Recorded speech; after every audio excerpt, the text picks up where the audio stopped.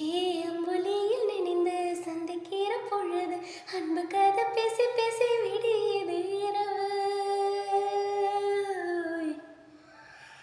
ஏழு கடல் தாண்டித்தான் ஏழு மலை தாண்டித்தான் என் கருத்து மச்சான் கிட்ட